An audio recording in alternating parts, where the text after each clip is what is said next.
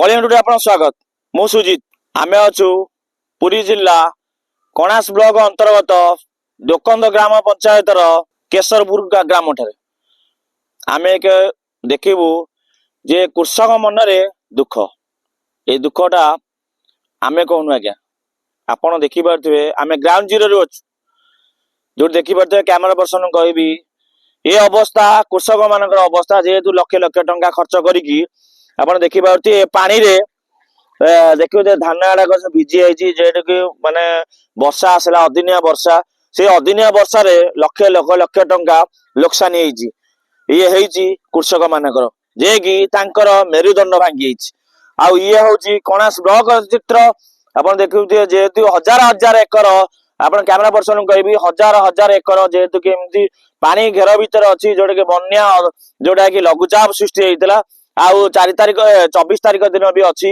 जे लघुचाप आग को हम लोक समस्या हूँ पानी भितर जोड़ा कि धान होती केमिति अमल करेंगे आउ पानी भितर जो लक्ष लक्ष टका खरच करी जो पानी भितर पशि बर्तमान धान अच्छी से धान भितर लोक मैंने चढ़क पशि जे धान अमल करते 2 पैसा रोजगार करते किंतु भाग्यवशत भाग्य साथ देलानी कृषक कहीं कृषक निजे छंदी होती बसा आसु आउ सरकार तरफ किसी फैसिलिटी मिलूनी आउ कृषि ऋण दि जाऊना जोटे कि लोक सम्मुखीन होती किसी अभियोग भी आसी आप कैमरा पर्सन देखेबी लोक भी अच्छा जोटा कि देखिए एठी जो बिल मान सब जरी पाल पकई जोटा कि बांधिकी धान आराक से जरी पाल पकई से धान पाल अच्छी आउ किसी पानी भी अच्छी आउ बहुत लोक आप देखेबी कैमरा पर्सन कहबी वयस्क लोक कि मुंडर चढ़क बचे केमी सुझे ऋण केमी सुझे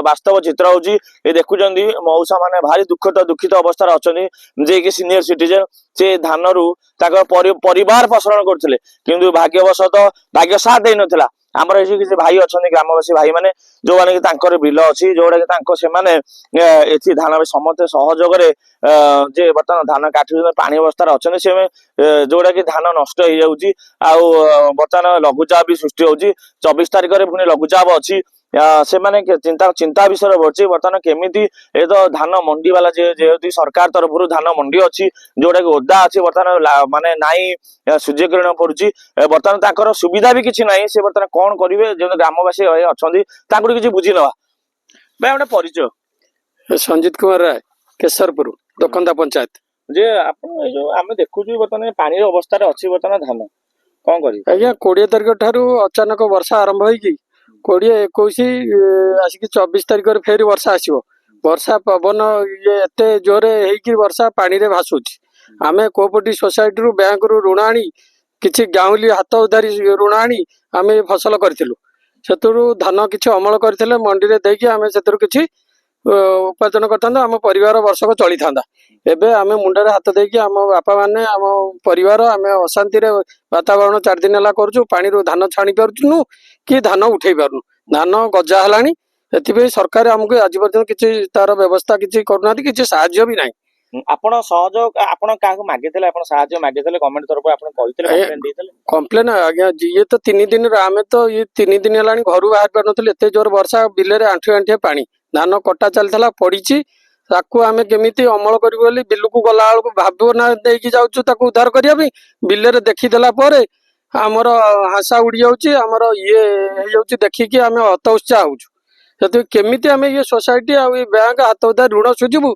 गवर्नमेंट ता पे सेति पे किछि व्यवस्था करू आपण जो एते समस्या अछि आपण सरकार तरफ सरकार किसी हमर कणास पंचायत आम कृषि विभाग अच्छे आप अभियोग करते नहीं अभियोग आम तो किसी आसी ना कहीं कणास ब्लॉक रु कि पंचायत रु कहीं आसिया ना आम आसिक आम तो बिल 2 दिन है 3 दिन है बिल घाटी होचु घरे छुआ पिला ठू धरिकी समस्ते स्त्री लोक भी आसिक बिल धान उद्धार कर बिल आसिक धान जो भाई पोखरी भितर धान पड़ी कौन उद्धार कर सरकार कौन कह सरकार को आमको केमती एथर आर्थिक साहाय्य ऋण जो आम कर ऋण रु केमती मुक्ति पाइबू केमती धान ये जो मंडी जो व्यवस्था ये धान नहीं कि मंडी देले मंडी जो आज क्वालिटी ये ଧାନ ପରିଷ୍କାର ଧାନ ଅପରିଷ୍କାର ଏତେ ଯୋଉ ଇଏ ହଉଛି ଧାନ ଜଳୀୟ ଅଂଶ ଶୁଷ୍କତା ରହିବା ଦରକାର ସେଗୁରା କେମିତି ହବ ୟାର ଆମେ କେମିତି ସରକାର ସମାଧାନ କରିବେ ତାର ବିଚାର କରାଯାଉ। ଆପଣ ଦେଖୁଥିଲେ ଚାଷୀଙ୍କ ମନରେ ଦୁଃଖ। ଏ ଚାଷୀ ଆମେ ଆଜ୍ଞା କହୁନୁ, ଏ ଚୌଷରେ କହୁଥିଲେ ଚାଷୀ, କାହିଁକି ନା ଯୋଉଟା କି ଚାଷ ଆପଣ ଦେଖୁଥିଲେ ଯେ ମାନେ କ୍ୟାମେରା ପର୍ସନ କହିବି ଦେଖିବେ ପାଣି ଭିତରେ ଧାନ। ଧାନ ଦେଖନ୍ତୁ ଆଜ୍ଞା କେମିତି ପାଣିରେ ଭାସୁଛି, ଏଥିରେ ଧାନ କେମିତି ହବ? ଇଏ ଧାନ ଏଠି ଦେଖନ୍ତୁ ଗଜା ହେଇଗଲାଣି, କେମିତି ଧାନ ଏଥିରୁ ଅମଳ ହବ? ଲୋକଙ୍କ ମାନେ ଆମର ଯାଇକି ମାନେ ଚାଷୀ ଭାଇ ମାନେ ସେ କହୁଥିଲେ ଯେ ଅଭିଯୋଗ କରୁଛନ୍ତି ବର୍ତ୍ତମାନ ସେ ଗଜା ହେଇଗଲାଣି, ତାଙ୍କର ମନରେ ଭାରି କଷ୍ଟ, ତାଙ୍କ ମନରେ ଭାରି କୋହ। ଆଉ ଆମର ଅଛି ସିନିୟର ସିଟିଜେନ ଯିଏକି ମଉସା ମାନେ ଅଛନ୍ତି ତାଙ୍କର ମାନେ ଯେହେତୁ ପଇସା ଖର୍ଚ୍ଚ କରିଛନ୍ତି, ବହୁତ ଗୁଡେ ପଇସା ଖର୍ଚ୍ଚ କରିଛନ୍ତି, ଉପରକୁ ଆସିକି ହତ ଉତ୍ସାହ ହେଇକି ବସିଛନ୍ତି ହିଡରେ ମୁଣ୍ଡରେ ହାତ ଦେଇକି। ହତ ଉତ୍ସାହ ଏତେ ଜୋର ମାନେ ତାଙ୍କୁ ବୁଝେଇ ହଉନି ମଧ୍ୟ, ମାନେ ତାଙ୍କ ଫସଲ ଏତେ କଷ୍ଟ କରିଥିଲେ ସେ ତାର କେମିତି କଣ ବିଫଳ ହେଲା, ସେଥିପାଇଁ କଣ ସରକାର ଆମ ପାଇଁ ବୁଝିବେ ସେଟା ସରକାର ଚିନ୍ତା କରିବେ। ଆଉ ଜଣେ ଭାଇ ବି ଅଛନ୍ତି ଯେ ସେ ବି ଚାଷ କାମ କରୁଛନ୍ତି, ତାଙ୍କୁ କିଛି ବୁଝିନବା ତାଙ୍କର କଣ ପ୍ରତିକ୍ରିୟା ରହୁଛି, କଣ ତାଙ୍କ ଦୁଃଖ ରହୁଛି, ଆଉ ଯିଏ ଚାଷ କରିକି ତାଙ୍କର କଣ ଫାଇଦା ହେଇଛି ଆଉ ତାଙ୍କର କଣ ଲୋକସାନ ହେଇଛି ବର୍ଷାରେ ତାଙ୍କୁ ବୁଝିନବା। ମ୍ୟାଡାମ ପରିଚୟ? ଆଜ୍ଞା ମୋ ନାଁ ହଉଛି ରଘୁନାଥ ଛୋଟରାୟ, ମୁଁ ଦୋକନ୍ଦା ଜିପି କେଶରପୁର ଗ୍ରାମର ଜଣେ ସ୍ଥାନୀୟ ବାସିନ୍ଦା। ଯେ ଆପଣ ଯୋଉ ଆମେ ଦେଖୁଛୁ ବର୍ତ୍ତମାନ ପାଣି ଭିତରେ ଭିଜିକି ଅଛି ଧାନ, ଆପଣ କଣ କହିବେ? କଣ ଆଜ୍ଞା କହିବୁ, ସରକାରଙ୍କୁ ଏତିକି ନିବେଦନ, ବଡ ବାପା ଏଇଠି ଦେଖନ୍ତୁ ଆପଣ ନିଜେ ବି ଅଛନ୍ତି ଗ୍ରାଉଣ୍ଡ ଜିରୋରେ, ଏଇଠି ମୁଣ୍ଡରେ ହାତ ଦେଇ ବସିଛନ୍ତି, ଯୋଉଟା କି ସେ ବିଲକୁ ବି ଗଢି ପାରୁନାହାନ୍ତି, କାରଣ ବହୁତ ଲୋନ କରଜ କରିକିରି ଆମେ ଧାନ କରିଥିଲୁ, ଯୋଉଟା କି ଆମ ବର୍ତ୍ତମାନ ପୁରା ନିରୁପାୟ। ଆମେ ବର୍ତ୍ତମାନ ଦାଦି ବଡାବାପା ମାନେ ବାହାରିଲେଣି ଆତ୍ମହତ୍ୟା ବି କରିବାକୁ ଯିବା ପାଇଁ, ତାଙ୍କୁ ଆମେ ଆଜ୍ଞା ବୁଝେଇକି କିଛି ରଖିଛୁ, ତ ସରକାର ନିଶ୍ଚିତ ଆମକୁ ସାହାଯ୍ୟ କରିବେ ବୋଲି ମନରେ ଆଶା ବାନ୍ଧିକି ରଖିଛୁ ଆମେ। ଯେ ବର୍ତ୍ତମାନ ଆପଣଙ୍କ ସରକାର ତରଫରୁ ଆପଣଙ୍କୁ କିଛି ସାହାଯ୍ୟ ମିଳିଲାଣି? ନାଇଁ ଆଜ୍ଞା, କୌଣସି ସରକାରଙ୍କ ପ୍ରତିନିଧି ଆମ ପାଖକୁ ଆସିନାହାନ୍ତି, କେବଳ ଗୋଟେ ଟୋଲ ଫ୍ରି ନମ୍ବର ଏବେ କଣ ଜାରି କରିଛନ୍ତି, ବା ସେତିକି କରିଦେଇକି ସେ ତାଙ୍କ ଘରେ ବସିଛନ୍ତି। ଆମର ଦାଦି ବଡବାପା ଆଜ୍ଞା କିଛି ମୋବାଇଲ ବିଷୟରେ ତ କିଛି ସେମାନେ ଜାଣନ୍ତି ନାହିଁ, ତ ସରକାର ଖାଲି ମୋବାଇଲ ଟୋଲ ଫ୍ରି ନମ୍ବର ଟାକୁ ଜାରି କରିଦେଇକି ବାସ୍ ତାଙ୍କ ଘରେ ସେ ବସିଛନ୍ତି। ଆପଣ ସରକାରଙ୍କୁ କଣ କହିବେ, ଅଭିଯୋଗ କଣ କରିବେ ଯେ ଆପଣଙ୍କୁ ସବୁ ସୁବିଧା ମିଳିପାରିବ? ଆଜ୍ଞା ଆମକୁ ଆগে ସର୍ବପ୍ରଥମ ଆମର କୃଷି ଋଣ ଆগে ଛାଡ କରନ୍ତୁ, କାହିଁକି ନା ନହେଲେ ଆମ ଦାଦି ବଡବାପା ମାନେ ନିଶ୍ଚିତ ଆତ୍ମହତ୍ୟା କରିଦେବେ, ଏଥିରେ କୌଣସି ସନ୍ଦେହ ହିଁ ନାହିଁ। କାରଣ ବହୁତ ଲୋନ କରଜ କରିକିରି ଗାଉଁଲି ସୁଧ ଆଣିକିରି ଧାନ ଫସଲ ଆମେ କରିଥିଲୁ, ଯୋଉଟା କି ଆପଣ ନିଜେ ବି ଦେଖୁଛନ୍ତି ଏଠି ଆମର ବିଲରେ ଭାସୁଛି, ସେମାନେ ଆତ୍ମହତ୍ୟା ବି କରିଦେବେ। ସରକାରଙ୍କୁ ଏତିକି ନିବେଦନ କରୁଛୁ ଆମର ଚାଷୀ ଋଣ ଛାଡ କରନ୍ତୁ, ଆଉ ଆମର ଧାନ ଯେତିକି ବା ଅଛି କିଛି ଅଳ୍ପ ବହୁତ ମାତ୍ରାରେ ଅଛି, ତ ସେଇଟା କେମିତି ଆମେ ଯୋଉ କ୍ୱାଲିଟି ବିଷୟ କହୁଛନ୍ତି, ସେଇଟା ତ ବର୍ତ୍ତମାନ କ୍ୱାଲିଟି ତ କିଛି ବି ବାହାରି ପାରିବନି, କାରଣ ଆପଣ ନିଜେ ବି ଦେଖୁଛନ୍ତି, ତ ସେଇଟା ସେ ଜିନିଷ କେମିତି ଆମେ ଅଳ୍ପ ବହୁତ କରିକି ବିକ୍ରି କରିପାରିବୁ ସେ କଥା ବି ସରକାର ଚିନ୍ତା କରନ୍ତୁ। ଚାଷୀଙ୍କର ଅଭିଯୋଗ ଥିଲା ତାଙ୍କର ଧାନ କିଭଳି ଭାବରେ ସୁରକ୍ଷିତ ଭାବରେ ଧାନ ମଣ୍ଡିକି ଯାଉ ଏବଂ ଚାଷ ଋଣ ତାଙ୍କୁ ମିଳୁ। ଆଉ ଆପଣ ଦେଖୁଥିବେ ଯୋଉ କ୍ୟାମେରା ପର୍ସନ କହିବେ ଯେ କି ମଉସା ଆମର ଅଛନ୍ତି, ସେ ବହୁତ ଦୁଃଖିତ ଭାବରେ ଅଛନ୍ତି, ସେ ଚିନ୍ତାଗ୍ରସ୍ତରେ ବି ଅଛନ୍ତି, ଯେହେତୁ ଲୋନ ବହୁତ ଗୁଡେ ଲୋନ ତାଙ୍କ ପୁଅ ପୁତୁରା ମାନେ ସେ କହୁଥିଲେ ଯେ ଲୋନ ମାନେ ବୁଡି ରହିଛନ୍ତି, ସେ ବି ଅଛନ୍ତି ପାଖରେ, ସେ ମୁଣ୍ଡରେ ହାତ ଦେଇକି ବସଛନ୍ତି। ବର୍ତ୍ତମାନ ସେ ଭାବୁଛନ୍ତି କଣ କରିବେ, ଲୋନ ସୁଝିବେ କେମିତି। ଆଉ ଏଇଟା ଦୁଃଖଦ ବିଷୟ। ମଉସା ଆପଣ ଟିକେ ପରିଚୟ? ମୋ ନାଁ ଧୂଷା ଜେନା, କେଶରପୁର ଦୋକନ୍ଦା ଗ୍ରାମ ପଞ୍ଚାୟତ। ଆଜ୍ଞା ମୋର ଏଠି ସବୁତକ ବିଲ ଏଇଠି ହେଇକି ଆଜ୍ଞା ପାଣି ମଗ୍ନରେ ସବୁ ବୁଡିଛି। ଏଠି ସୋସାଇଟିରୁ ଆଜ୍ଞା ଲୋନ ଆଣିଥିଲି, ଘରୋଇ ଲୋନ ବି କିଛି ଆଣିଛି, କେମିତି ଆଜ୍ଞା ଆକୁ ସୁଝିବି?